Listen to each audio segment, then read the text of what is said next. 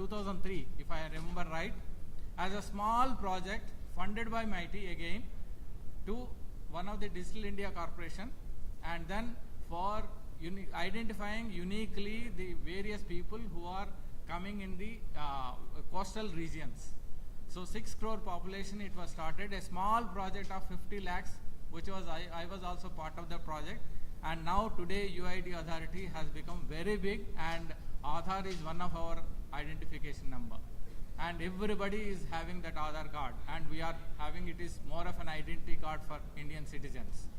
So these are these projects which are IT projects, started very in a humble manner with 4 or 5 people, and now it has become a very big organization. Another example is ERNet, Education and Research Networking. Today you are using internet. It was started again as a UNDP project in 1986. From November onwards, 1986 November, we have signed an agreement with UNDP and it was hived off. Today, whatever internet that you are using, we used it at 87 itself as email services and other things. So these are all some of the projects and examples where your R&D work can, in tomorrow future, it can work as a big organization. You can become one of the key persons working for that. That gives a good satisfaction for your work that you are doing it. So with this, I request all of you to make best use of this collaboration with them.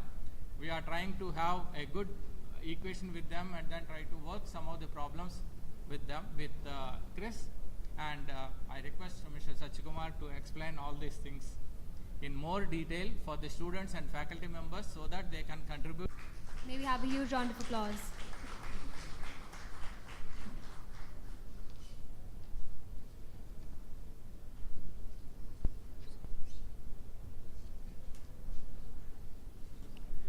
So my dear students, good afternoon. Good afternoon. Very good. Let's give a big welcome to our guests from CRIS. Very nice. That's Amity. So I'm so delighted that Amity is today hosting a very distinguished delegation from CRIS, that is the Center for Railway Information Systems, which is rendering human service to the country, and an organization which is looking after your railway safety, managing the whole traffic, railway traffic, your reservations, what you are doing, 15,000 per minute reservation cancellations. Imagine the database which you have to handle, all these switching systems, signals, everything, tracking, track monitoring, everything is a huge database. So that information, this CRIS organization is managing. So you can imagine India is one of the largest railway network in the world. So if that is so, the amount of quantum of the information which will be flowing into CRIS and the kind of the computation and also synthesizing into a knowledge which they have to do to translate them into action is a huge task. So let's again welcome CRIS experts who have come. Dr. GVL Satya Kumar, and he is the managing director, and he has built, his signature is there almost in every program of CRIS over more than 2 decades. And he has been a person who has built whatever the new systems, new computation, sensor fusion, data fusion, also to synthesize into a knowledge. He has played a very, very important role, and he is here to look for partnership with you all, the students, faculties, researchers, because to handle this huge database and to convert them into a knowledge and then also an application, you need a lot of human resource. That is where Amity, the young, brilliant minds here, with dedicated faculties mentoring them, we will be able to become a big partner to contribute to your database. And if they do 6 months dissertation in CRIS, you can imagine each one of you can contribute in data analytics, artificial intelligence, machine learning, deep learning, sensor fusion, data fusion. All these areas are open to you. So that is why there's a great opportunity. And the Amity, as you are all aware, and Dr. Satya Kumarji, that this organization, Dr. Ashok Chauhan, the founder president, who has created with the whole thrust on research and innovation. So I will just give a glimpse, a little bit about the research, innovation, particularly related to data analytics, artificial intelligence as a domains. So welcome, and welcome to the whole team, and headed by Dr. GVL Satya Kumarji, and also Srimati Poonam Kumari, who is sitting over there, who is the technical advisor to Managing Director, and also Shri Pitambar Verma, who is, I just got introduced to him. He has a long years of experience with the industry as well. And then Shri Ankur Rastogi, and they all come here with the enthusiasm that you are going to contribute, we are going to contribute to their mission. So we are all eagerly looking forward to listen to you, sir, that what are all your aspirations from Amity. Now I'll take you through a little glimpse of research and innovation. Founder President, Dr. Ashok Chauhan, he is the visionary who has created the whole Amity universe today, with 12 universities in India, 18 campuses abroad, 28 schools. So he is the man with the Midas touch, that's how we address him. An unparalleled leader who has been able to create the whole Amity universe, and he also has a strong belief in God and spiritual powers.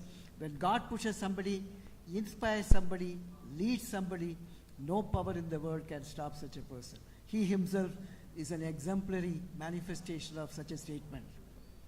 And he is PhD in chemical engineering from Germany, and then he became a largest non-European investor in Germany, and he was, when the Chancellor of Germany, he used to say that I brought political stability to Germany, but Dr. Ashok Chauhan brought the economic stability. So our founder is such a great person, and now he is ably supported by his sons and the whole family. Dr. Mrs. Amita Chauhan, she looks after all our schools, 28 schools we have. And Dr. Atul Chauhan is the chancellor of this campus as well as a few other campuses. And also they are not the campuses, they are actually independent universities. And then he is also president of our foundation, which gives support for all the Amity Educational Group. He is a product of London School of Economics for management degree, and also University College of London for an engineering degree. So your chancellor has an engineering degree as well as a management degree. Dr. Asim Chauhan is a product of Wharton Business School. So such elite people are guiding and mentoring and also blessing, supporting, giving patronage to all these educational institutions. We have 12 states in which Amity is present today, including the one in Telangana, which is going to be the 13th one in Hyderabad, which is in the GMR area. We have acquired the land. We are just waiting for the single nod from the government, the final nod, to start the programs and admissions.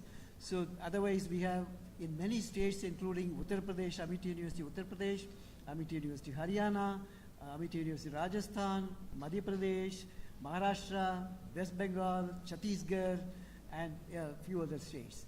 So we have our presence over there. And these are campuses. Each one has a different landscaping and also different architectural designs. These are some overseas campuses. We have 18 campuses abroad, which includes Dubai, Mauritius, Singapore, London, Romania, USA. We have 2 campuses, one in the Long Islands of New York, the largest one, 175 acres, and then another one in the West Coast in San Francisco. So we have such campuses, 18 of them abroad. So the ranking today, our university, which is only 19 years young, we became university in 2005. So within this 19 years, we have been able to achieve, among all the universities and institutions, 32nd position as per the latest NIRF. We did touch even 22 just a couple of years ago. We will go back to again top 20 soon. In engineering, we are number 30. We have accreditation from QS, VASC, as well as the QS and THE has ranked Amity University as top 3%, among the top 3% of universities.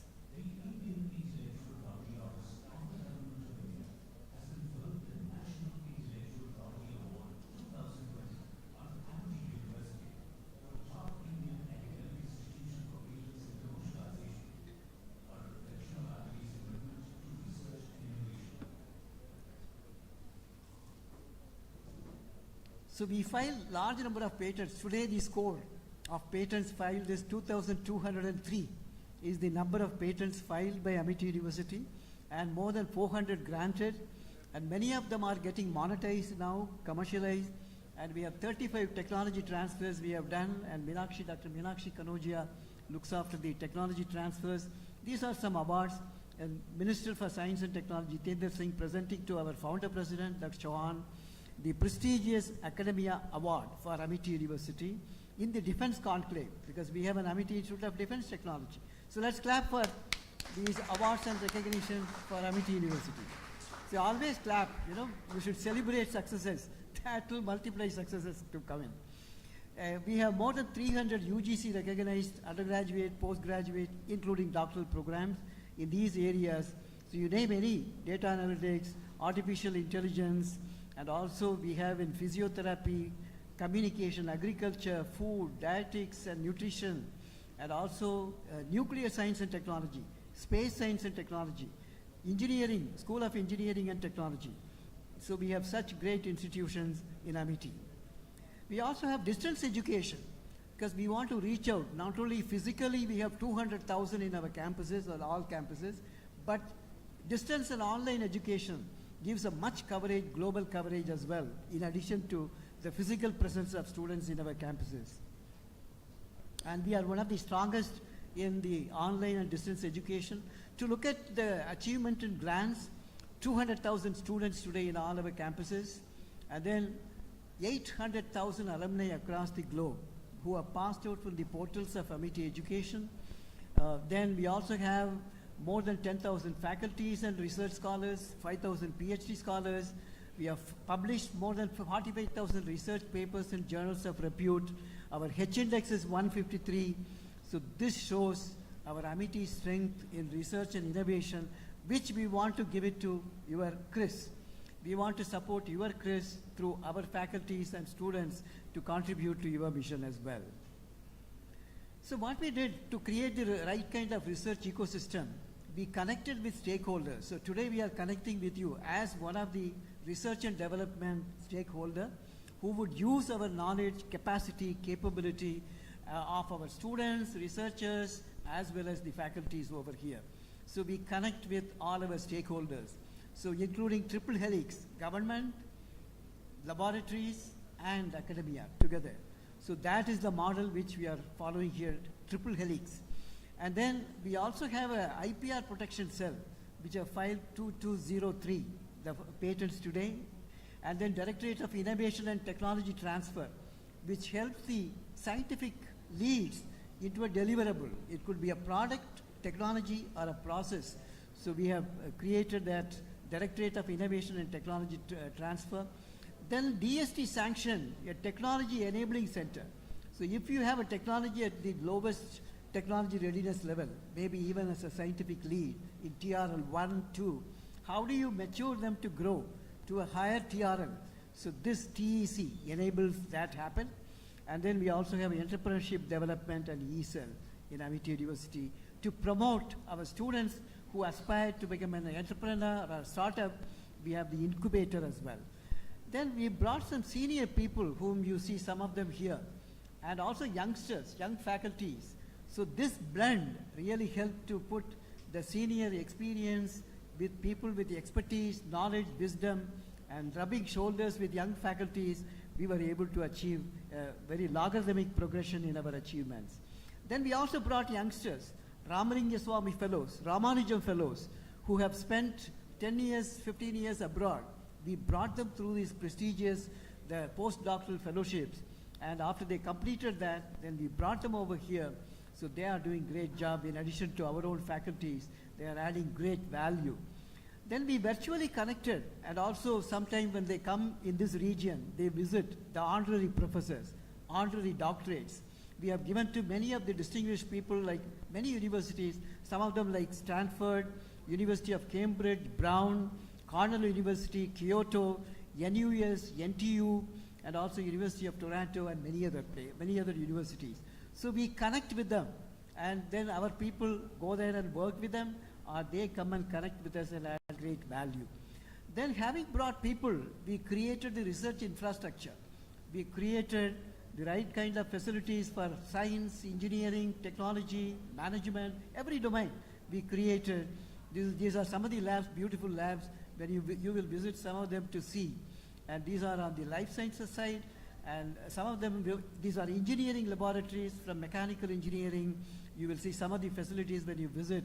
We have state-of-the-art facilities in many domains. Then we brought industry to our campus.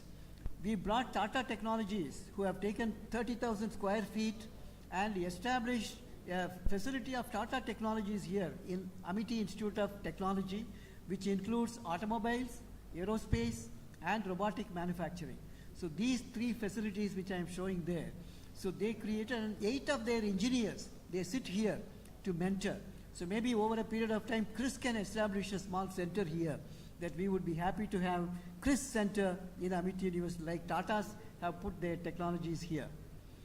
And these are some of the engineering-related facilities which has been created in Amity School of Engineering and Technology. These are advanced manufacturing, including additive manufacturing facility, automobiles.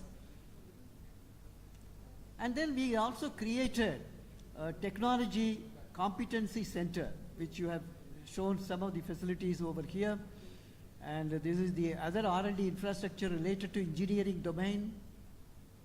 Then, having created this, we created mission to drive the whole system. Mission impossible. So founder president gave a challenge. Can you make 10x increase in research and innovation outcome and output? So he said it should be done in 3 years or 4 years. So everybody said it's impossible. Then he said, let us name the mission as Mission Impossible, but we made it possible. Mission Connect. So today we are connecting with CRIS, and we will bring synergy. Mission synergy will come automatically, that we will add synergy to your efforts, and you will bring synergy to our students to enrich, giving challenges and opportunities for them to work. Then mission outcome, most important, and we have Group Captain Kapil Shukla sitting here, and he is the director outcome. And he has a group, and every university has got his people there working for the outcome. So whatever we do today, if we are connecting with CRIS, that what is going to be a sustainable outcome for CRIS as well as for Amity. This is what he does to follow it in a sustainable manner. So these missions drive the whole system to contribute very fast and also very effectively. Then we created a technology enabling center for maturing the technology enabling and then to mature, and also incubator. We have a beautiful incubator, well equipped. We are going to show you also that incubator, which has incubated more than 1,000 companies, and almost about 120 of them are doing very well. We have taken equities. Amity has taken equities 15 to 20% to handhold them for business development, to make them profitable and prosper. So this is what is the function of our Amity Innovation Incubator. Then these are some of the companies which have incubated, which is now the values of these companies is a few thousands of the millions of dollars. Then we also have Industry Connect. I mentioned about this, not only Tata Technologies, with RICS, KPMG, FICCI, Quanser, a Canadian company, CIA Logistics School, NRDC. So we have a strong connect with these industry-based federations as well as organizations. Then we have signed the MOUs with government, which is very important. Like we are also aspiring to sign an MOU with you, with CRIS, so that we also become partners. We have MOU with Indian Council of Agriculture Research, Indian Council of Medical Research, Council of Scientific and Industrial Research, DRDO Labs, and we have with Army Training Command, RTRAC. We have MOUs with Navy, which is all very rare for a private university to get a MOU signed with these organizations, because they have confidence in you, so that you will deliver to them. So that is why we have such strong MOUs. IITs, 8 IITs, we have MOUs. And Dr. Basant Singh Shikarwar is the coordinator for this IIT consortium, and this IITs can also contribute to your mission. The expertise which is not available in Amity Group, we will bring that from such synergy coming from our MOU partners. Similarly, international MOUs, Johns Hopkins, Kent, Purdue, Monash in Australia, University of Florida, Wisconsin, Then we also have in Colorado State University, Iowa. Like this, we have MOUs with almost about 200 international MOUs as well. Then we created verticals. The first thing which is of relevance to you is data science, because you are going to handle terabyte and also huge database, and we have a data science capabilities center here, one vertical. And also the nanotechnology, robotics, astrobiology, cybersecurity, space science, spintronics, artificial intelligence. Dr. M.K. Datta, who is the chief, a global expert in the field of artificial intelligence. Dr. M.K. Datta, he is heading this institution, photonics and optoelectronics, post-harvest, food and agriculture, and also bioenergy and biofuels. Then we have other verticals in biology, computational biology, cancer biology, translational research, molecular medicine, genome engineering, stem cell research, neuroscience, public health, click chemistry, and also Indian systems of medicine and others. Then this is one project which we did for DRDO for identification of a person in a crowd or a mob using artificial intelligence platform using 4 physiological parameters: the face, the skeletal configuration, gestures, and the gait. Using these 4 variables, you can identify precisely this is the individual. So we have developed using a technology development fund project of DRDO. It's 1 crore project. Now we have completed, the product is ready. So this is one of the deliverable which has come out of the TDF project of DRDO. And now we are using it for identifying ships. Like for example, if you have warships, merchant ships, steamers, you have small boats, fishing boats, and a boat carrying an antisocial element. How would you identify the patterns of the movement and behavior of the ship using AI platform? So Amity has done research in these areas, and so you will be happy to know that Amity also has a Amity Institute of Nuclear Science and Technology. Here, US Department of Defense has invested $1.2 million to create the nuclear security capacity building, and we have put sensors for alpha, beta, gamma particles identification by using handheld, standalone, and standoff systems to measure the radioactivity. So if there is a nuclear eventuality, or if there is a nuclear incidents and accidents like what happened in Mayapuri, you will be able to detect it using this. So how do you create the human resource, the first responders, quick reaction team? So we are doing that in Amity University using this nuclear security laboratory.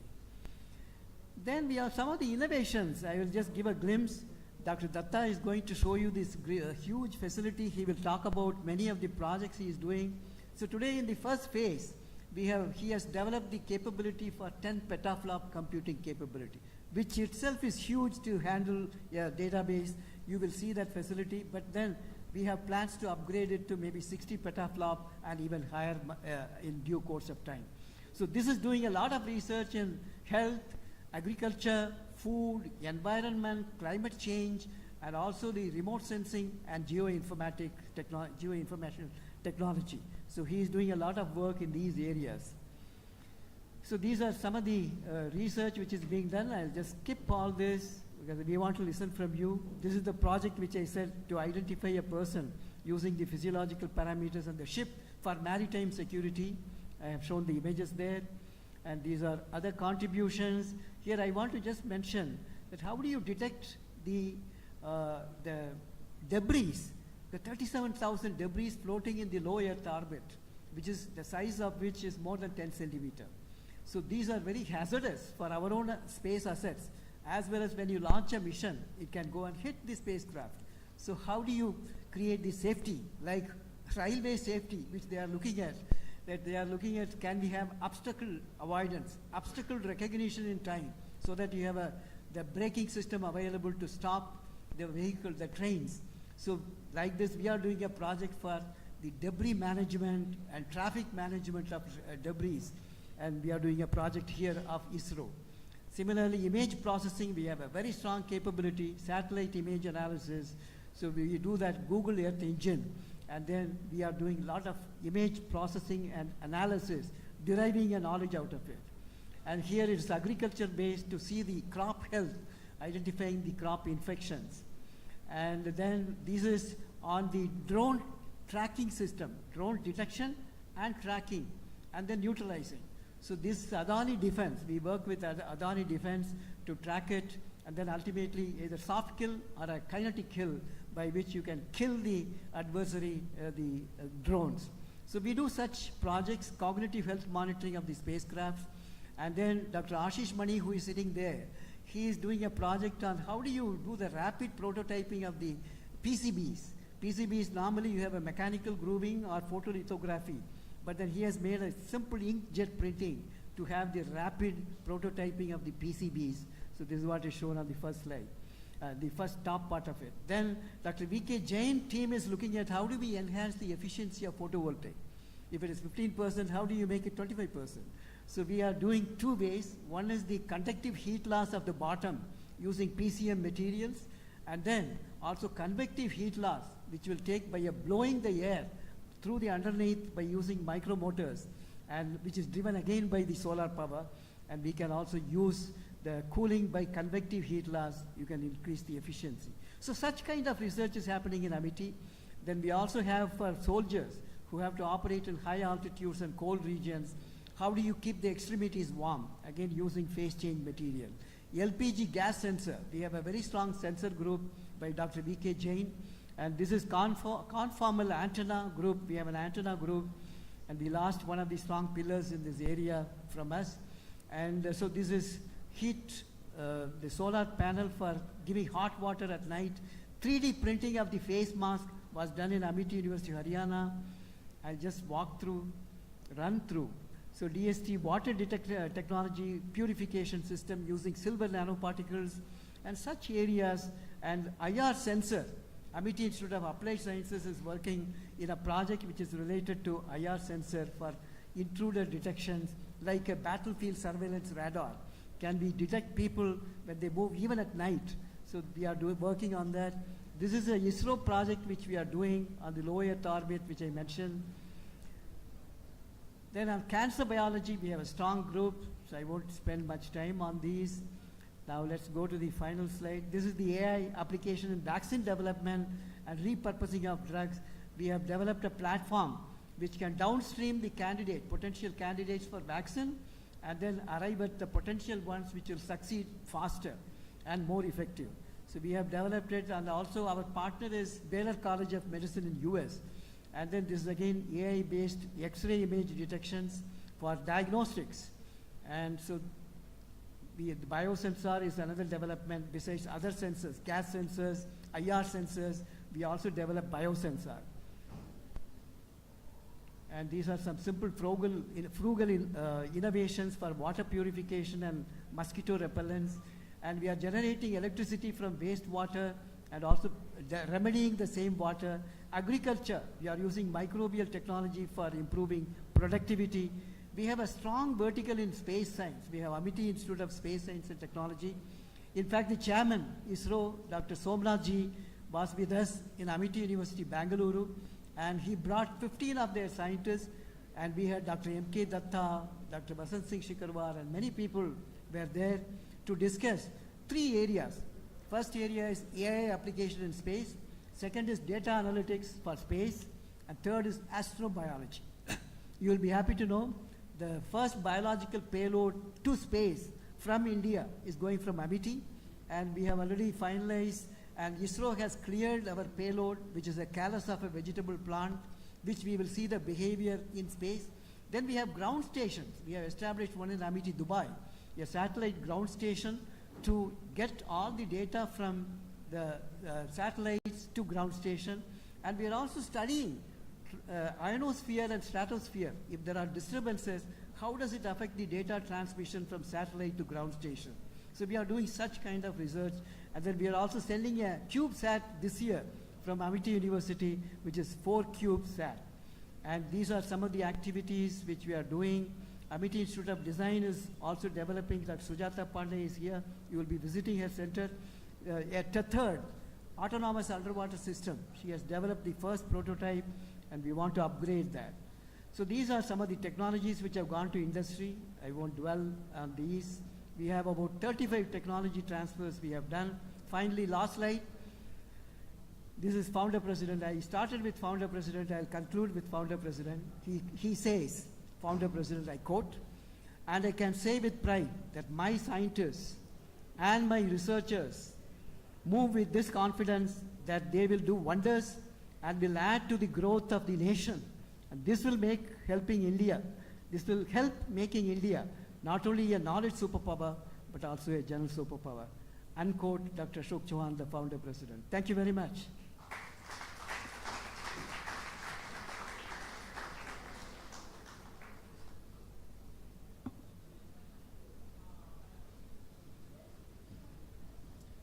Thank you, sir, for your enlightening presentation. Your insights have truly highlighted Amity University's achievements and potential. It is my distinct honor to introduce a visionary leader in the field of artificial intelligence and computer vision, Professor Dr. M.K. Datta, sir, who currently serves as Dean, Student Research and Director, Amity Center for Artificial Intelligence. He has been recognized as one of the top 2% most influential scientists in artificial intelligence by Stanford University in 2023. With over a decade of academic leadership, Sir has dedicated his career to advancing the frontiers of science and technology, inspired by the revolutionary ideas of great physicists like Max Planck and Niels Bohr. He instills in his students the value of being not just excellent scientists, but also compassionate individuals who think deeply about the societal implications of their work. Today, we have the privilege of hearing from Sir as he presents on the groundbreaking work and vision of Amity Center of Artificial Intelligence. Please join me in welcoming Professor Dr. M.K. Datta, sir, to the stage.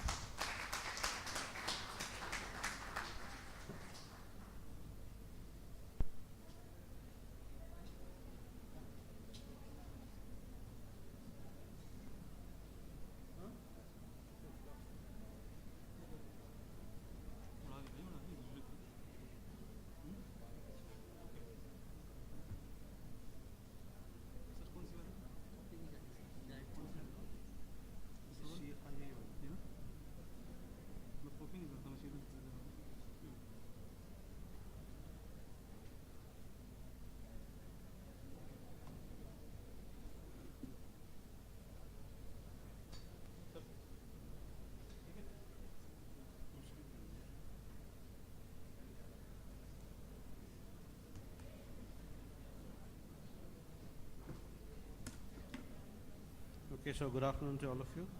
So Dr. Selvamurthy sir and all my colleagues, dear friends and students. I'll just I'll show a little bit about the artificial intelligence, and we established a center.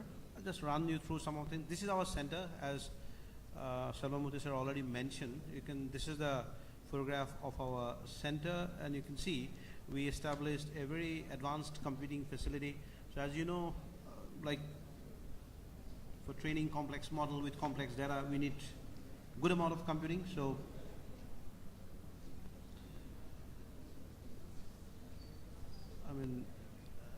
I think CRIS will also be very much interested, because you also compute a lot of data. So we have adequate amount of computing power in that. So this is a glimpse. We have 10 petaflop computing DGX2 A100 cards. This is a glimpse. We run level 1, level 2, level 3 courses, level 4, and we have, as you know, we have already introduced courses including the latest transformer models, RAG models, LLM models, etc. So just a glimpse. You can see the core areas and the application areas of this AI. What we are doing in our center is, the umbrella is quite large, starting from cardiac monitoring system for neurological disorders to civil engineering applications to rehabilitation systems. A lot of work. Once you visit us, we'll show you more about our labs. We collaborate with many government organizations, international universities, and also industry-funded projects. This is just a glimpse. If you see ALSD net or SLI net, these are architectures developed by our center, which are actually in public domain, published as a patent or a paper, and they are actually used. So you can see here, these are our own developed models. So ideally a customized model in CNN or a RNN or a transformer architecture or a diffusion model. So they are all customized for a specific need. And I have also mentioned the DUI, so most likely everything is in public domain, which can, starting from neurological disorder to schizophrenia. It's a huge umbrella. So quickly, maybe 2 or 3 use cases I'll show you before I close up, because this is one of the interesting things that we did. We work with the time series signal here. It's about cardiac monitoring system. It's actually a one-dimensional, see, the heart sound is a one-dimensional signal. We model this signal, so this is what it is. We used a deep neural network to train the heart sounds, the cardiac oscillations, that is your phonogradiogram signals, in one-dimensional analysis, as well as converting into a 2-dimensional audio spectrum. And for the most common cardiac disorders like mitral regurgitation, mitral stenosis, atrial regurgitation, we model it, and this model actually costs you less than 10,000 rupees. You can use a you can use a Pi or a Jetson Nano to deploy this model, and we can easily do it for. We can easily use it for a. This is how the reports are generated. So this and the papers are also published. So you can see this can be actually a very useful tool. We are doing some clinical trials for this, and this can be a very useful tool for screening our, maybe in primary healthcare centers and remote places. This is another simple example. I would just like to show you fishes. When you harvest the fishes, whether they are harvested from pure water or they were exposed to toxic substances like cypermethrin or let's say mercury, which are very toxic. So you used vision encoders, like we use CNN models and transformer models, where the focal tissues like gills, eyes, skins, etc. were used as discriminatory patterns, and one photograph with a mobile phone running an app, we can tell you whether this fish was exposed to toxic substances or not. So this is how the model looks like. So segmentation, it's quite complicated, because segmentation of the objects, or you use different layers of resolution, passing it through a deep neural network to train, and we have got the papers in public domain. So we are one of the pioneers in this work. This is another interesting thing. This is actually prediction about cervical cancer. The cancer load of the country is growing, so you can look into this. We collected data from King George Medical University, Lucknow, and we trained a model where for 750 patients we had a database. So we used some socio-demographic parameters like age, menstrual hygiene, and etc., and also some cytokine genetic parameters, which comes as histopathological parameters. So maybe 150 rupees blood test, you can get these values. You punch in these values in our machine learning model, which we had developed, and it will return you a value, what is the probability of that subject getting cervical cancer. So we tried many models. The paper is already online and interesting. So this is one more problem. This is a transformer model, which we are actually working on a Pain Buddy app. So this talks like a mobile phone app. If we run this app called as Pain Buddy, you can talk to a doctor like you ask the symptoms. It's a back pain or it's a knee pain, and it will continuously talk to you. So we have trained a LLM model with a RAG model. We have trained an LLM with a RAG model to continuously interact with you. Also, depending on the symptoms, it will give you certain recommendations. If the next level, if you talk about it, if you go for an MRI or imaging of the part, that can be integrated to give you further analysis and recommendations on that. So this we are working with SGPGI Lucknow. This is a funded project. This is a funded project we are doing in with ICMR and NIA Lucknow. This is interesting. 40 lakh patients, we have a database of 40 lakh patients, and we train the model in such a way that on the symptom, the feature base is 76. So on 76 feature base, we can actually predict the top 5 viruses and predict, and recommend, pathological tests accordingly. This is to take down the load of too much of pathological tests recommended, because from the symptoms that you're going to punch in your machine learning model, it will recommend the 5, let's say it's influenza or it's malaria or it's dengue or whatever. So that recommendation system. So we are working. This is a huge data. We have got funding from ICMR on this. And we are actually training a model of 40 lakh patients across the country. This is interesting. Actually, during the COVID times, we developed a deep neural network to model the chest X-rays. Actually, the right-hand side is me, next to our Honorable Chief Minister, and we modeled this in the May 2020, where the COVID was we didn't have too much of RT-PCR kits to get the COVID trained, and this was successfully deployed in 4 hospitals in Uttar Pradesh. Those days I was working for government of Uttar Pradesh. Maybe I'll skip some of this slide if I find this was interesting. Actually, once again, this was interesting. Like carbohydrate food fried at very high temperatures, it produces toxic substance like acrylamide. Once again, you need very costly machines like LCMS and super trained manpower to actually handle LCMS. With computer vision, can we actually find the traces of acrylamide or not? This was one full project we did, and we deployed it as a computer vision model to find toxic substance like acrylamide from fried foods. This is osteoporosis related project. So here we made an attention-based transformer model where from a normal X-ray, see normal X-rays are meant for macro information like a dislocation or a bone fracture, etc. You cannot get the micro information like BMD or trabecular structure. Here we use deep neural network to do that. So in a country like India where you do not have too much access to DXM machines, a normal 100 rupees X-ray can serve to get you the trabecular structure and the BMD value to tell you whether this has got osteoporotic symptoms or not. Maybe this is the last one. I'll stop because this might be the last use case. So what we did here is that people say that these mobile phone radiations are very powerful and they are harming our brain. So we did an experiment with Drosophila. Drosophila is a small insect. We exposed the Drosophila for 6 weeks in 4G radiation. We dissected the brain. We did a lot of geometrical operations and we did a lot of morphological operations and segmented out the brain and used machine learning and computer vision to find out, and we reported morphological changes at cellular level. So these papers are actually published, and this is actually in very mild language. I can say that, of course, keeping your brain near your brain. So the umbrella is too long. It's a long thing, but well, sir, what I can tell you is that we are working with all categories of possible of data. We are working in maybe, I don't know if I have it here. We are recently working, this is what I'd like to show you. This is a new project we are doing. We are actually training an LLM model called a space GPT, so that we'll use a RAG model to train, let's say a Llama 3 17 billion parameter model to talk to the expert just like, like a space scientist. So this is one, and also the summarization also we are trying, because this we started after 25th of May. We visited, we met Somnathji in ISRO.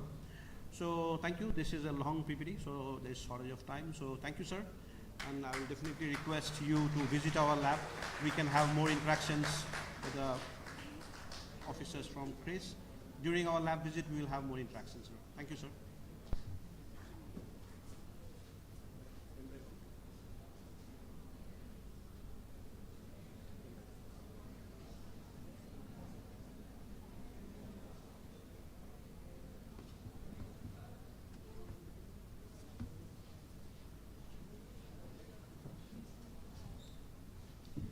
Thank you, sir, for that insightful and inspiring presentation. Your dedication to advancing artificial intelligence with a focus on social relevance truly resonates, and we are grateful for the knowledge and vision you shared with us today.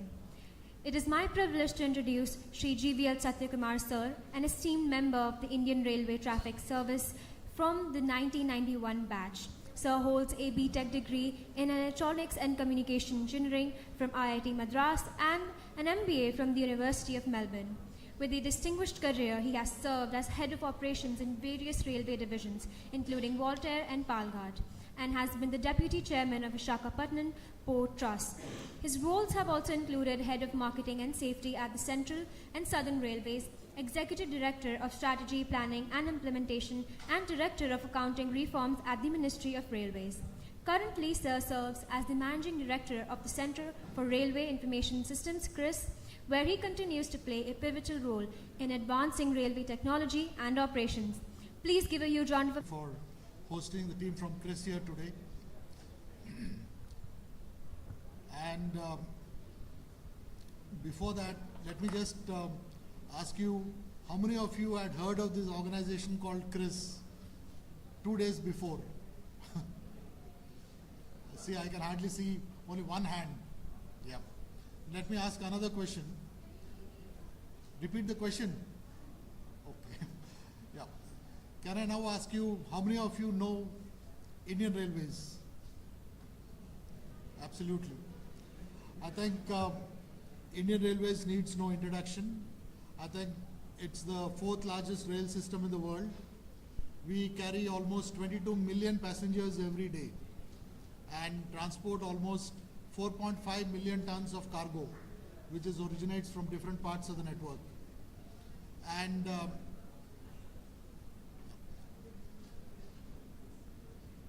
just give a thought as to how this gigantic organization works. In fact, we lace almost around 70,000 route kilometers with almost 1.5 lakh track kilometers across the network. We deploy 60,000 coaches to carry these 22 million passengers every day.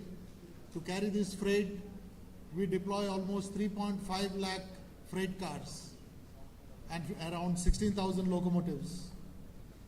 And our employee strength is around 1.2 million. And of course, we have around 1.6 pensioners. Just give a thought as to how this entire organization is managed. It is managed by a single management, unlike many other railways across the, is it all right? Yeah. It is managed by a single management. Before 1986, as has been mentioned by many of the dignitaries here, computerization itself was absolutely non-existent as far as the country is concerned. The railway used to run from 1853 onwards till 1990s absolutely without a computer in place.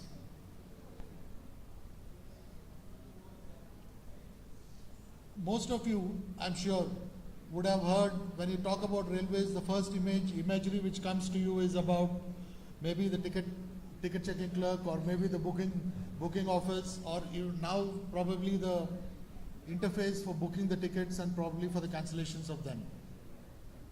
But I'm sure many of you would not have given a thought as to how this gigantic network runs, produces transportation day in and day out. Let me just give you an analogy as to how railway works. Railway works not very dissimilar to how, say, air traffic is controlled across the entire space network. And say for India, India has almost 3.5 million square kilometers of airspace. To manage the air traffic across this entire air, there are around 6 major traffic control centers in the country who are geographically responsible for the movement of flights in their jurisdiction, both the operational and the safety aspects, as well as across the boundaries. Railway 2 operates almost on similar lines.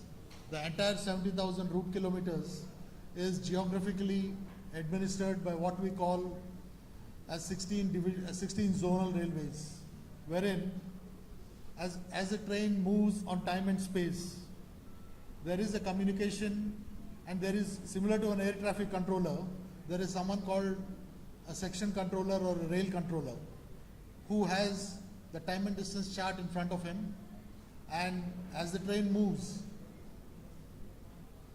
he actually communicates with all the stations in his route. Normally a section controller has around 200 kilometers of jurisdiction, almost say around 25 stations, and in his jurisdiction he maintains a continuous communication with the stations using the dual tone multiple frequency audio equipment. And before 1986 he used to actually plot, after listening from the station, he used to actually plot on a time and distance. Distance was on the x-axis or the y-axis, time was on the x-axis. He used to plot the movement of the train. So as the train keeps moving, he used to control the entire movement by determining where to detain a train, where to make a train pass.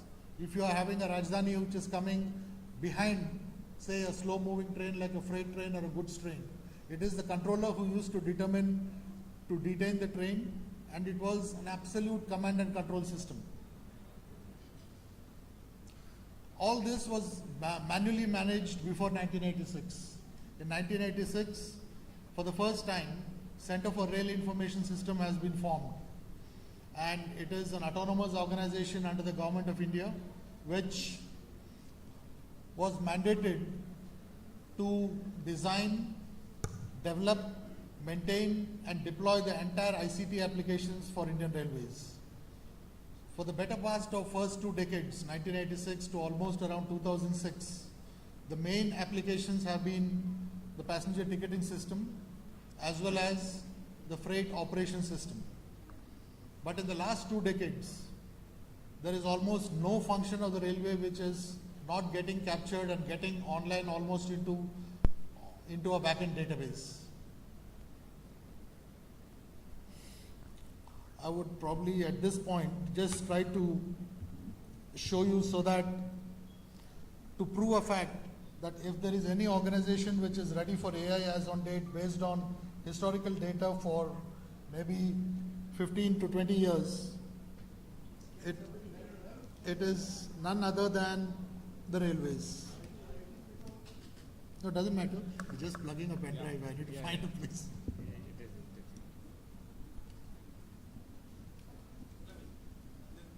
It's coming. It's all right. Yeah.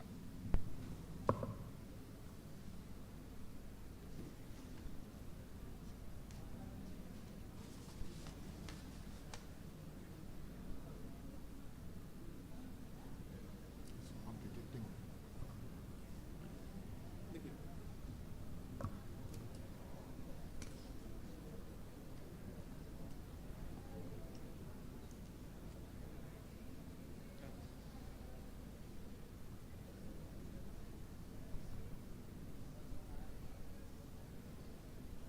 Yeah.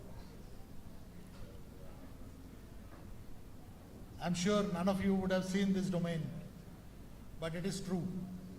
Indian Railway is currently fueled by CRIS as far as IT is concerned. Just to give you a glimpse of what exactly happened, as I mentioned, in the first 2 decades, the applications from 1985 up to 2000 have been only on the ticketing. But to run a system, you require operations, assets, and all the core back-end systems of finance, HR, procurement. And over the last 2 decades, as you can see in this timeline, there is almost no function of the railway which is not getting captured into by an application and getting into a back-end database. So we categorize like any other organization, be it an education institution like Amity or be it General Electric or any other company, car manufacturing, or whether it's a logistic company by the railways, the functions are broadly the same. There is a revenue and a business development function. There are operations. You have assets. In our case, we classify assets as fixed assets and rolling assets. Fixed assets are a track, signal, and traction, whereas rolling assets are coaches, locomotives, and wagons. And the core backend is almost same for everyone. You need to run an organization, you need to run on the back end of finance, HR, and procurement. And of course, we have the common applications. Hidden in this graphic is actually both the strengths and weakness of our IT evolution. Can you guess what is the strength as we stand today in this evolution of applications of IT on Indian Railway? The greatest strength is, as we stand today, there is almost no function which is not getting digitized, number one. And of course, that means that for almost the last 2 decades, there is a loss of historical data which is getting captured. And in the current age, when all the compute and the data processing power have improved, we keep telling ourselves that there is no organization in India which is more amenable for AI than us, than Indian Railway. And here, the weakness, of course, is the evolution over a period of time meant that no one has actually thought about the Indian Railway system as some sort of an enterprise architecture upfront and then gone ahead in developing these applications. And since having come in different periods of time, we find that applications have developed on different architectures, different hardwares, different networks, and it's quite a challenge now in terms of looking at whether we can view this as one single ICT. One ICT is in fact a project which we have taken up on ourselves, and it is not just our problem. I mean, during my introduction, I heard that I worked in an organization called Visakhapatnam Port. I was on deputation for 5 years. That is one of the largest ports in 2001 to 7.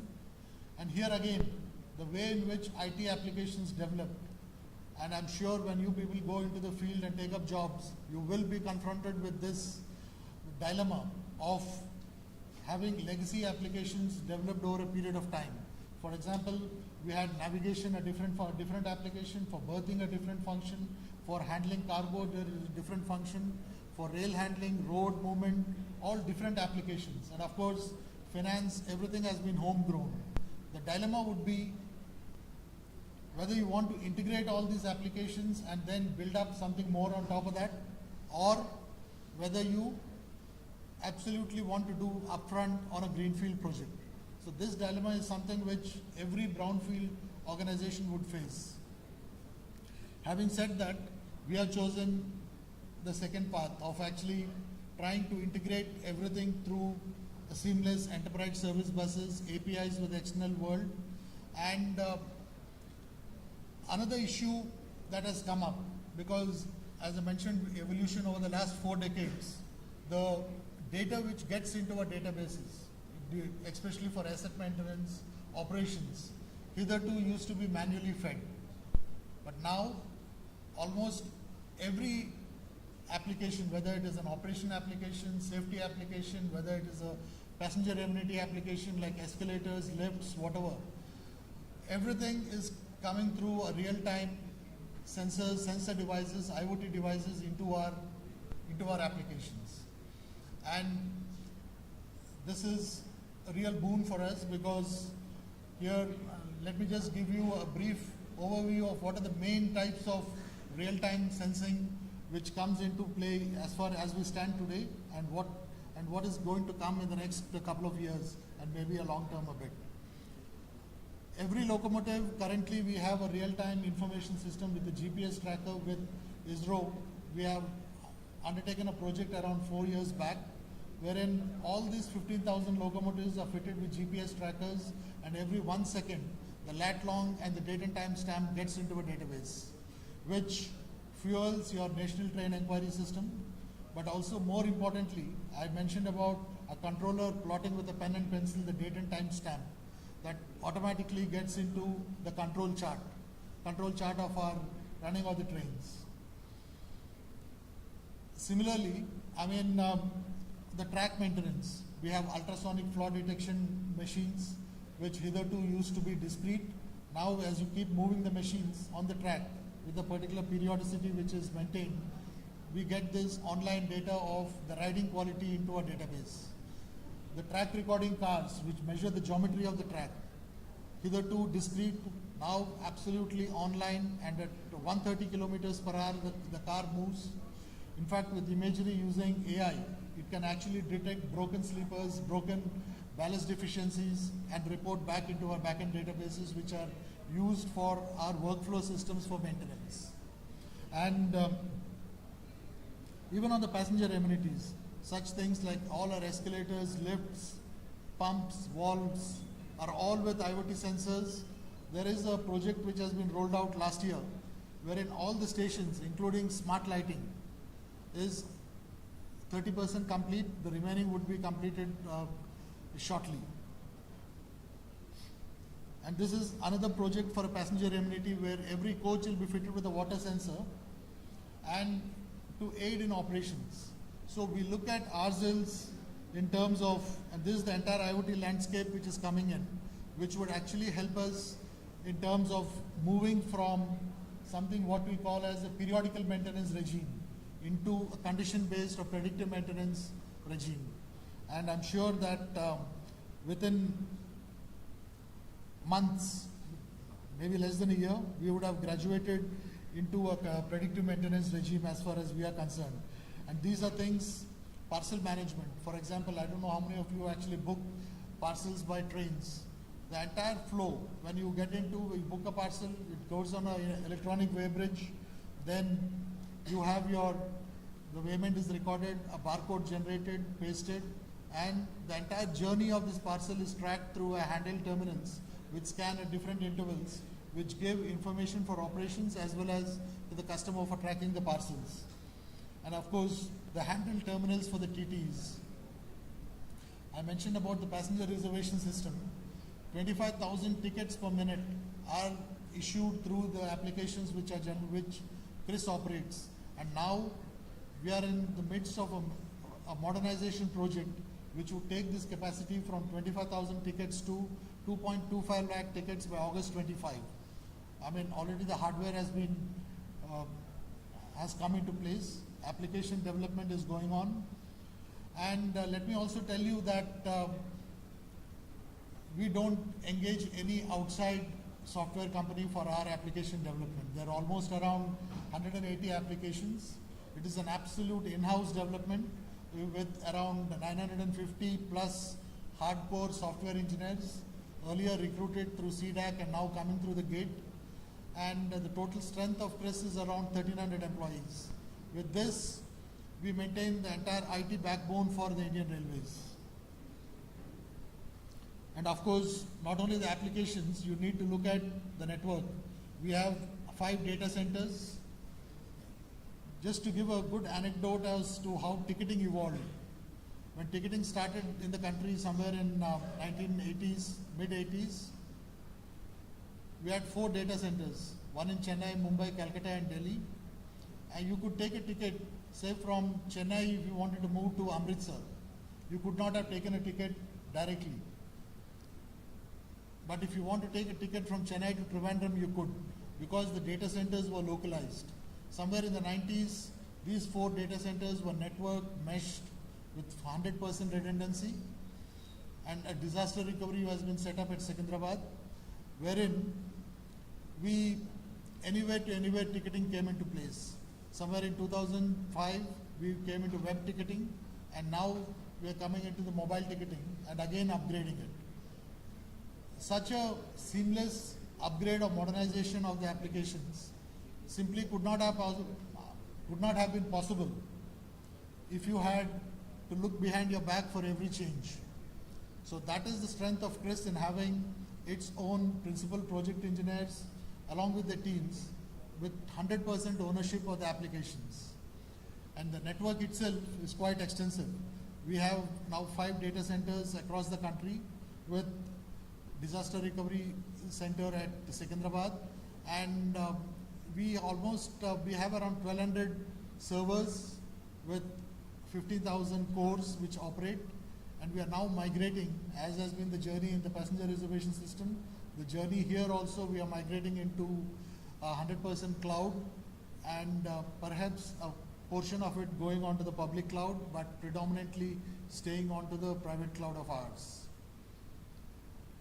I need not go into the applications, but I think this could be of interest to many other computer science graduates as well as the students who are studying in electronics as well as in other disciplines.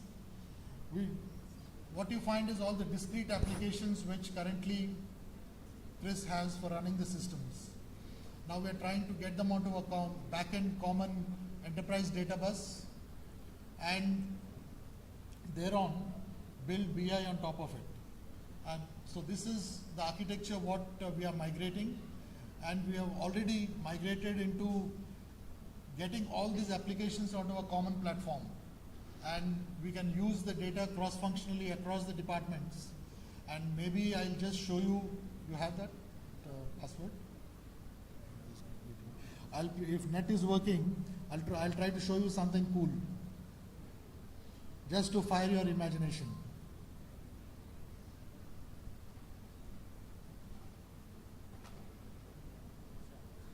So we have developed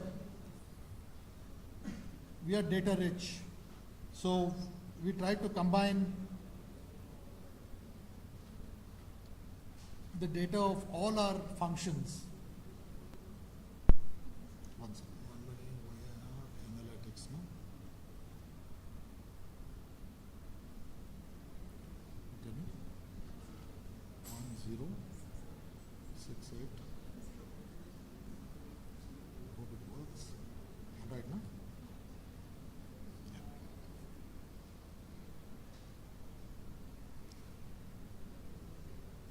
This is something cool where we try to integrate all the functions of the railway into a single platform. And as I mentioned, we look at our business into these 6 categories like any other business.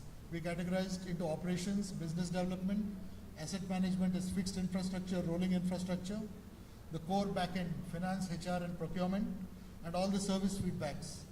Now, the challenge is for us, if you have a question in mind, you can answer it. Okay. Suppose I want to know the health of my track in a particular jurisdiction. Because we have the applications which are robust and everything regarding the riding quality gets into a backend database. Say for example, I want to know the health of the track in a particular area. Using your oscillation monitoring system, the data is already getting on a real time into the backend. And now, if you have a question, say I want to see the health of the track in Central Railway, say Bhusawal division, in the section between say Gudwan, Bhusawal, Kandwa, on the upline or the downline. So here, oscillation Students, monitoring these are system- real-time data. He's acquiring exactly from online real-time. This is an oscillation monitoring system wherein there is a car attached behind the train. It is like a pendulum.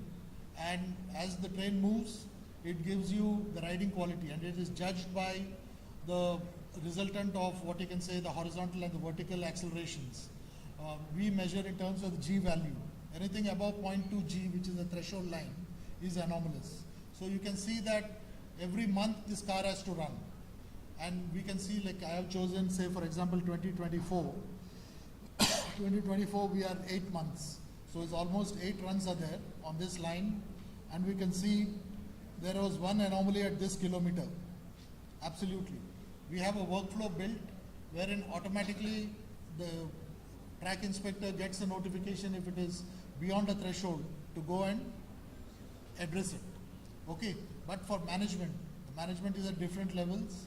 Sitting centrally here, we can actually, our dream next in the next 6 or 8 months is to crash the boundaries because IT has no boundary between space and time. It doesn't matter whether it is 1 record or a lakh records, whether you're geographically spread out or you're centralized. So essentially we are coming out with one network, one control. I told you about 16 zones with 16 controls and this, but as we sit today, by December 1st, we are attempting to build a single control and change the entire paradigm of operations on the railway. It is possible because using machine learning, we have almost everything for which the pattern can be deciphered. This I'm showing you about on the asset management. Any question you have in mind, say for example, you want to look at your passenger complaints. This data would be almost online, maybe today or even yesterday midnight. Say, we have a passenger complaint platform which can tell you, say, let me choose analysis for the month of August 1st to 30th. Okay. So it's telling you, it's not August, 1 minute.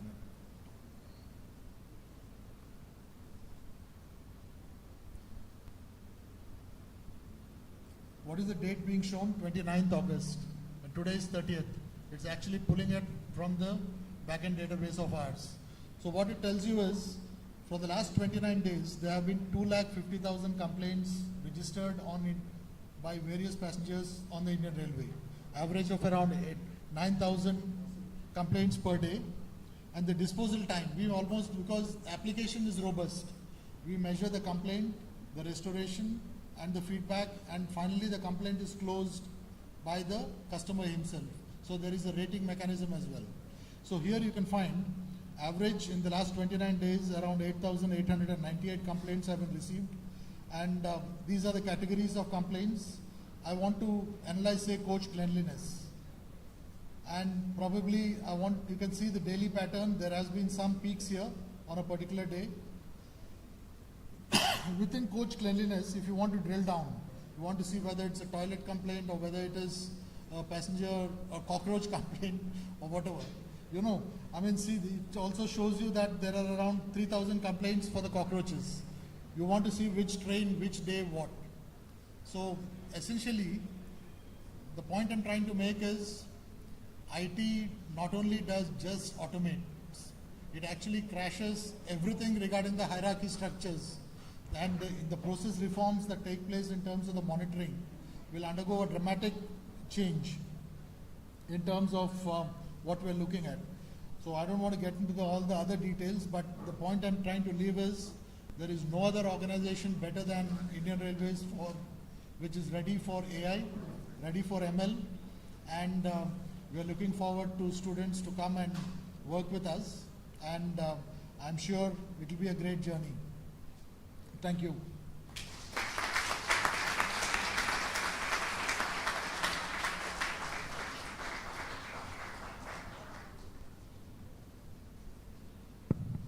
Maybe some of just the to, students may like lastly, to. I think, sorry, just to throw some problem statements, maybe a couple of them which could be interesting to you. Let me just, I'll just open it up again. Dear students and faculty members, he will be giving some of the problem statements. If you are interested, please take note down, and then if you want to work, you can work your minor project or your research project or your BTech project or MTech project, whatever it is. So try to think about it and how you can find out an innovative solution and then compete with the engineers working in there. Yeah. So that's where the challenge lies. I hope you can see the problem there now. It's a blank slate. So here, just pay attention to this because this is the contour of the Indian Railway network. You can see the quadrilateral there. Where is Mumbai?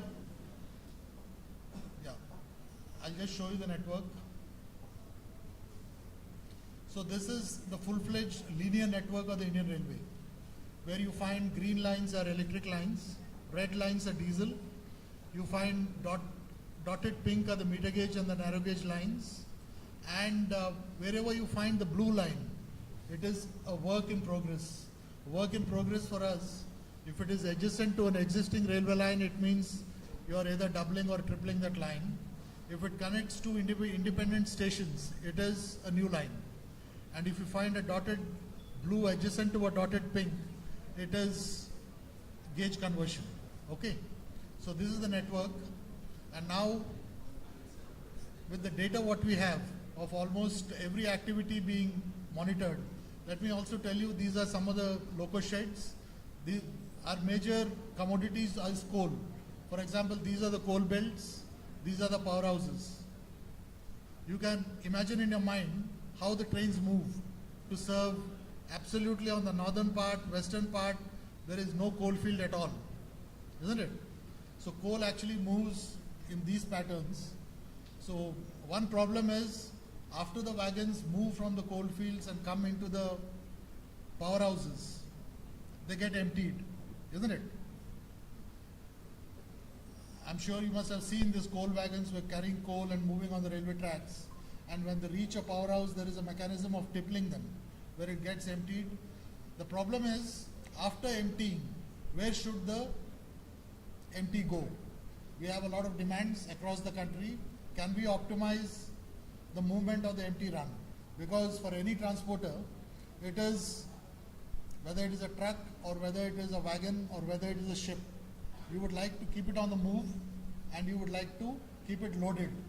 Not only on the move but also keep it loaded. So can we optimize given the historical data, learn the patterns and optimize on a daily basis? This is the best moment for an empty which is getting generated at this point. Okay. hackathon. Okay. Similarly, we move trains, and can we identify as to where the bottlenecks in operations are and then optimize on them? Because as the trains keep moving, I'm sure many of you would have found that your trains get detained, freight trains even more, and which are the congested sections, and given to identify the bottlenecks in the system and tell us as to what needs to be done in terms of how to diffuse the bottleneck. Identifying the bottlenecks, data is all there. Data is there about every train which moves station-wise, its date and time stamp or the movement is there on and lat long.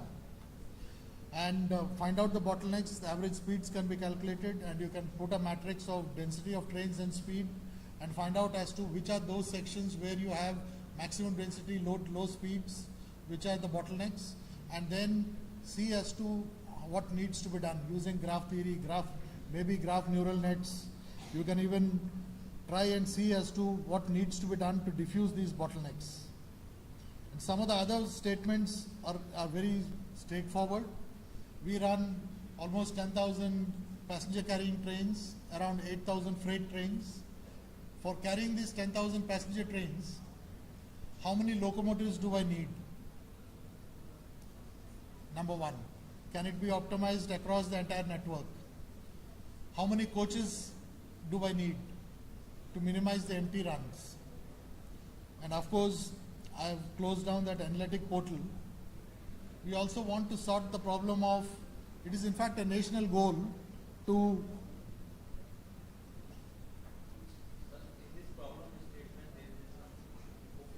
which one? I'll tell you that. I'm just telling you that. This is not only the goal for railway, but it is also a national goal.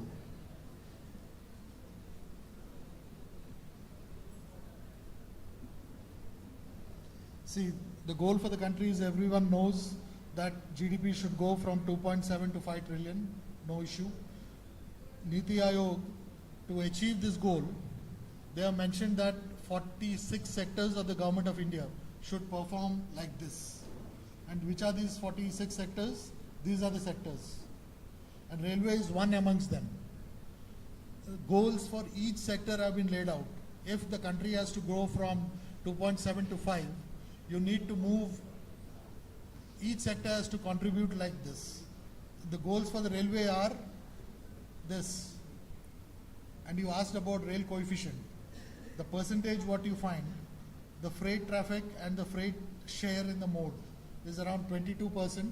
The freight speeds are 24 kilometers. The goal set for us is to take the freight speed to 50 kilometers and the freight share of the cargo of the railway to go from current 20+% to 40% and then 50%. So the rail coefficient is that. And the data what we have the GST data. We have the GST data with us, which tells from which pin code to which pin code, what commodity moves by which mode. If I throw this data to you, you should be able to tell us, take out the road movements, cluster them, tell us as to where aggregation centers should come, where to aggregate, what to aggregate. On top of that, give a solution for the total logistic cost. If the railhead is not nearer to the cluster, can we actually have a first mile connectivity and the last mile connectivity and build a total logistic cost? So I mean, the point I want to leave you is, there are problems to be solved, really cool problems, and we are at it. In fact, out of these 900 plus engineers, I have trained 300 plus of my engineers in AI/ML, generative AI, cyber security, and computer vision. In fact, my TA is a master's in computer vision from Japan. She is a mechanical engineer from the railways. And we have trained around 300 of our people to solve these problems on our own. But I'm sure collaboration would definitely help, because earlier we never felt the need for going out and exploring because we developed all applications on our own. But now we find that the outside world is overtaking us in terms of the rapid speed at which this ML AI is growing in different areas. So we are open to collaboration, and I'm sure with all the combined efforts, it will be a national cause to solve the problems of the country at large, and the railways for sure. Thank you.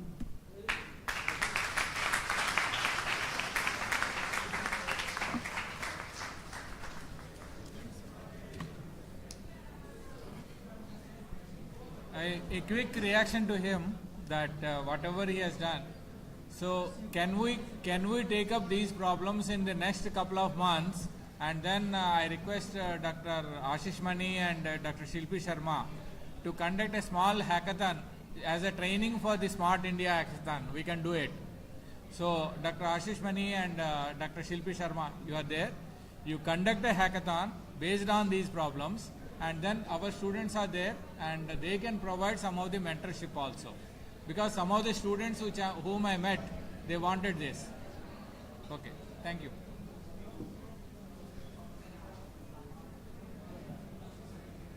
So Dr. Natasha, Any questions for interactions? maybe we will request Dr. Natasha and engineers to, our faculties to just reflect how they want to follow it. Yeah. Take their mics.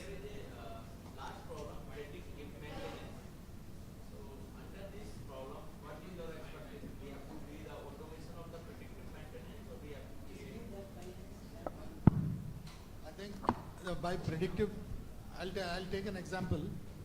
Say a coach. Currently, we have a periodical maintenance for the coach, or a wagon, or a locomotive.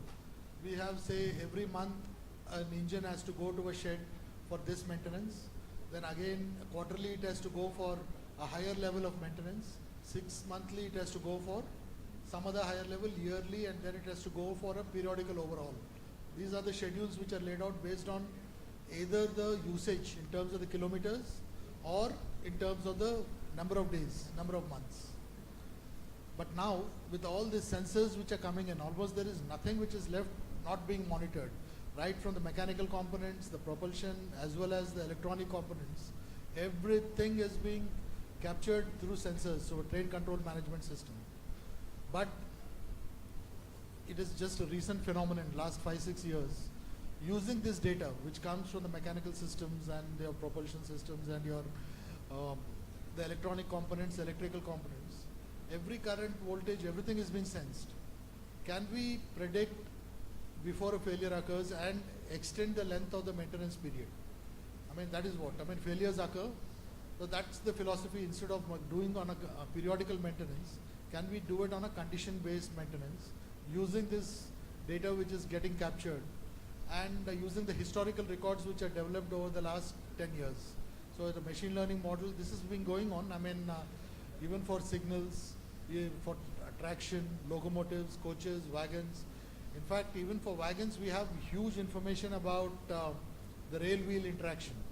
We have something called the wayside equipment, where as the wagon moves, it detects and the acoustic signature is captured. And based on the acoustic signature, we fix a threshold.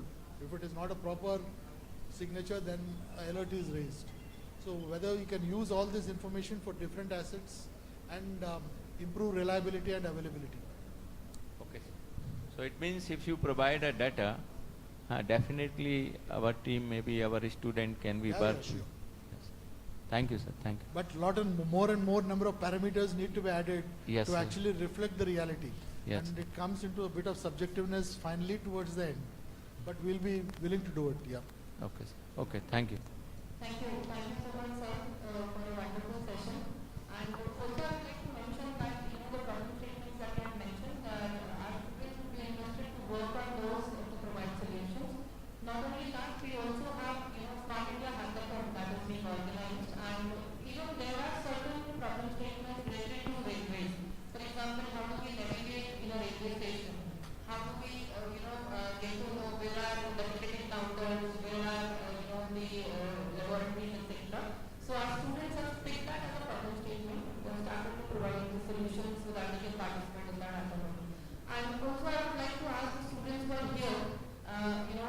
would want to submit something on the problem statements that have been shared by sir.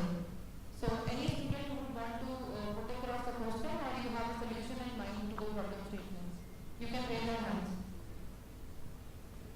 No need of a solution, they can even come with problems. Okay, so yeah, you can Consumers. go ahead. Good afternoon, everyone. Introduce yourself first. Good afternoon, everyone. I'm Omkar from MTech CSC. So I have one question regarding the problem statement which said dynamic pricing. Does it pertain to only ticket pricing or does it encompass some other fields as well? It includes parcel, it includes passenger as well. Passenger ticketing. Yes, say for example, there are seasons. Cement movement, food grain movement, fertilizer movement, there are peaks sometimes. Sometimes during the lean season, the assets idle. During that time, can you give a concessional price and induce the traffic to move? Which probably you cannot do that during the busy season. You know, I mean, geography, time, all these are parameters for dynamic pricing. Of course, demand, supply. Yes, it's clear now, sir. Right, thank you. Anyone else who would want to ask a query? Okay. A very good afternoon, sir. My name is Govt and I am from BTech CSTS. And keeping in mind the GDP growth, we aim to reach like 5 trillion. So how do you think these systems, using these systems and ML technologies, we can reach those goals? Like you told us about the maintenance system, and we know there were existing problems, but using this AI and ML technology, how do you think we can reduce the overall cost and increase the GDP growth rate? See, just now we discussed the problem of predictive maintenance versus periodical maintenance. So what it means is, suppose instead of sending your locomotive or wagon at a at a fixed period, now you send them when required. So you are actually extending the life of asset which will produce revenue to you. Okay, that is one small way. Second is, there's something on project management and all which can actually improve the capacities.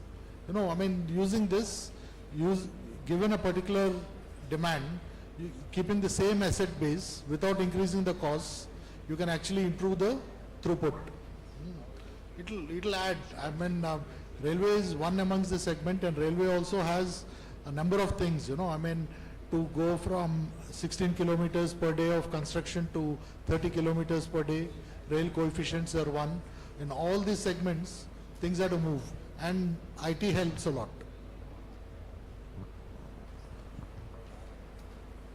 Just give the mic back. Hello sir, Ashman Grover this side from BTech CSBS. My question is, how does predictive maintenance help in asset management? It's obvious, no? Predictive maintenance improves what? When a failure occurs, okay? Today a signal has failed, okay? What happens? Trains get detained at the signal. Then someone has to move at a slow speed. Now, you're predicting the failure. That before the failure itself, you can see the signature as to what the current voltages are across what signaling assets. If you look at it, we call them in technical terms of point machines, block circuits, track circuits. All this, the current voltages are continually getting into a database. And using historical data of failures, you can actually see, machine learn before the failure occurs. Can you predict the situation coming in and alert? Number one. Second, maybe at some stage even control it using the loop, like what is done in many other control systems. Both things are possible, but the first step is to use the historical data to machine learn and improve and predict and take corrective action before it fails. Thank you sir. Good evening, sir. I am Kumar from BTech IT third year. So we have taken the problem statement that ma'am was saying that we are creating a 3D navigation system for the railway station using augmented reality and virtual reality. So sir, my question is that is there any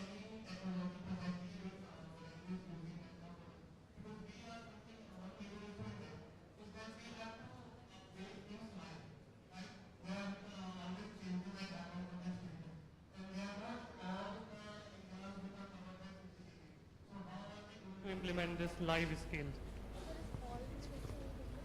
See, I didn't get your question, but what I heard is navigation in the station, Yeah. number one. radio-based navigation. And the other one is CCTVs. Yeah. Currently, no. I mean, I'll just tell you a context. We are in the process of developing something called a super app. You know, I mean, the idea is for booking reserve tickets, you have a separate application. Unreserved tickets, another application. For train inquiry, another application. For giving a complaint, there is another mobile app. So we are now in the process of building something called a super app, which will have the same interface, and in that app we are trying to build this navigation. The technology what we are trying is, we have mapped all our stations on the GIS fully with the lat long. Now a painstaking exercise is being undertaken, wherein every platform, every stall, every toilet, every water tap, the lat long is being captured through the pictures, and thereon put it on a navigation app. And a lot of interfacing we are planning. Suppose a passenger is coming to a station and catching, say, a train 12432. Now it is expected to come on platform 6. He expects to be guided where it is. You know, using the app, he will be telling him which is the next FOB, which is where you need to go, left, right, pick this, go down, down. Okay. If you are willing to collaborate with us, we will work with that. It will be great. It will be great. I think you are interested in that. We are willing to work with you from tomorrow. Sure. Sure. Yes. And which platform are you trying to develop? So right now we are using Unity to develop. Unity. Okay. Unity we are using to develop. Okay. In any case, I think you can. It will be good. So keep in touch with Natasha, take down all the things, and then we can interact.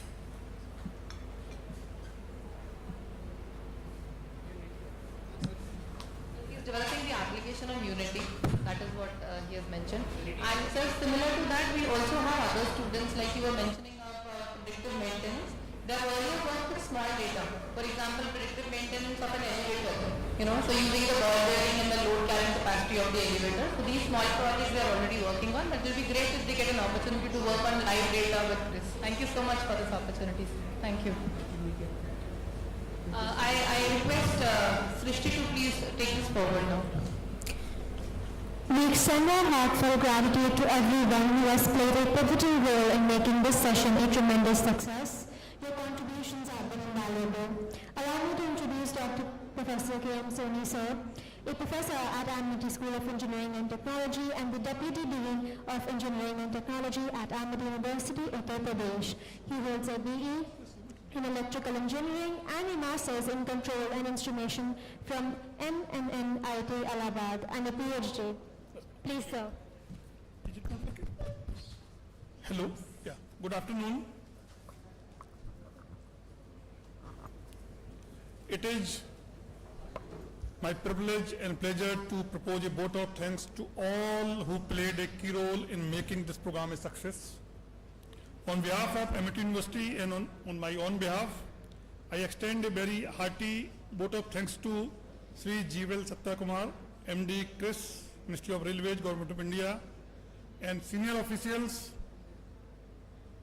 Srimati Poonam Kumari Saha, Technical Advisor, Engineer, Shri Ankur Rastogi, Principal Project Engineer. Also, I would like to express our gratitude to Dr. President STIF, Director General ADSI, and Chancellor Amity University Chhattisgarh for his presentation on Amity Universe and motivating address. Our sincere thanks to Dr. M.K. Datta, Dean Student Research and Director, Amity Center for Artificial Intelligence, for providing a brief introduction to the Amity Center for Artificial Intelligence. We also express our deepest appreciation to our most respected founder, President Dr. Ashok K. Chauhan, and our dynamic Chancellor and President Dr. Atul Chauhan for providing the platform for this program, and to Honorable Vice Chancellor Madam for her guidance and motivation. Our sincere thanks to Dr. B.K. Murthy, Dean, Translation Research and Entrepreneurship Development for Science, Engineering and Technology, for his initiative, coordination and for a smooth conduct of this program. Last but certainly not least, I would like to thank all HOIs, HODs, and senior professors, officials of FPO, Dr. Nita Sastry, Deputy Director Academics and HOD IT Asset for valuable support, and students for their active participation. I would also like to thank Major General JP Singh, Senior Director Administration for necessary admin arrangement, and to the Director Security for a smooth entry of the guest. Also, I heartfelt thank to Dr. Gagan Prakash, Dr. Esco and SFD for the photo and video coverage of the event, and Dr. J.S. Sodi, Senior BP IT and his team for ensuring fully functional audio and video projection system without any technical glitch. And our gratitude also goes to Dr. Savita Mehta and her team for those who are going for media coverage of this event. Thank you very much.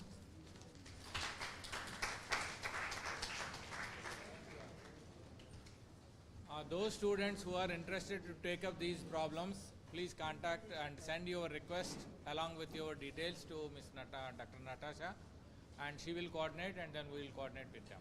So she will be the single point of contact for all the projects.